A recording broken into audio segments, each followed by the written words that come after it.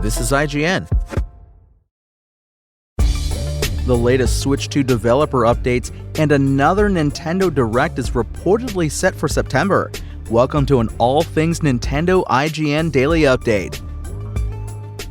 A fresh report has detailed the difficulties faced by some developers keen to launch games for Switch 2, but who remain unable to do so due to a lack of Nintendo support. According to Digital Foundry, Nintendo is still restricting its supply of Switch 2 development hardware, and instead telling some studios to launch their titles as Switch 1 games that can then be played via backwards compatibility. This has sparked frustration among a number of developers, including at least one major AAA studio unable to launch a Switch 2 native version of their game, while hardware is given to some indie creators, including a team behind a campfire simulator. There's been a lot of talk about this lately, that Nintendo seems to be almost discouraging Switch 2 development to some degree, Digital Foundry's John Linneman said during the team's most recent podcast. I've spoken with plenty of developers where they were told that their game, they should just ship it on Switch 1 and rely on backwards compatibility. There's a lot of developers that are unable to get Switch 2 dev kits, Linneman continued.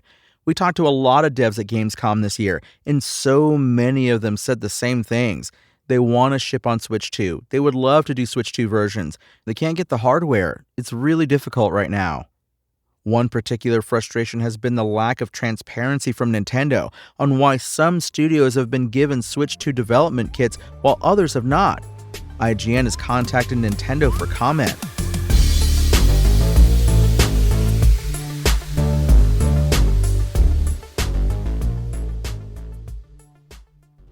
A fresh Nintendo Direct broadcast will air in September according to a new report.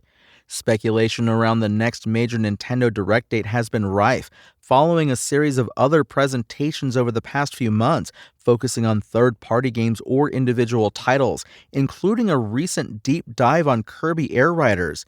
Now, VGC has said it has heard of a mid-September date for the next Direct. Such a showing would be timely, as several major questions currently hang in the air for Nintendo fans, including, most importantly, a release date for Metroid Prime 4 Beyond.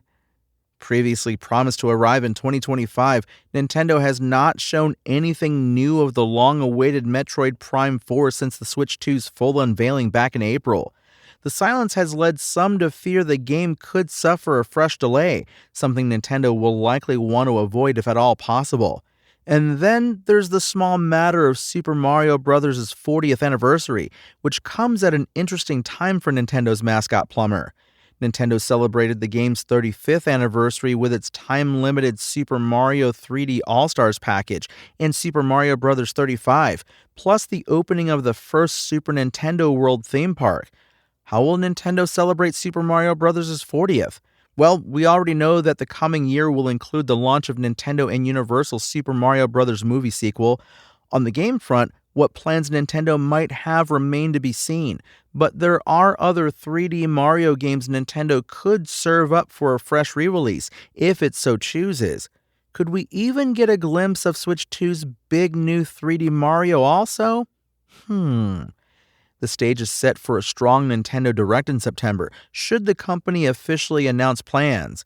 Alongside all the speculation, there remains the fact that Nintendo has broadcast a major Nintendo Direct every September since 2016, except for last year when it held news back for the announcement of Switch 2.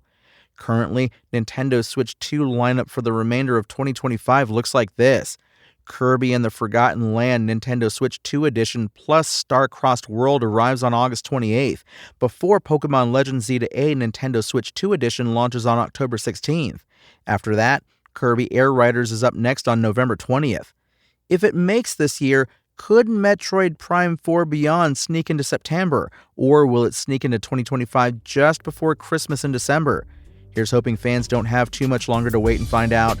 That's your IGN Daily Update.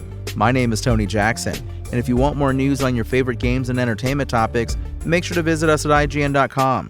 You can also download our free app on your phone or console and subscribe to our weekly podcasts through the podcast service of your choice.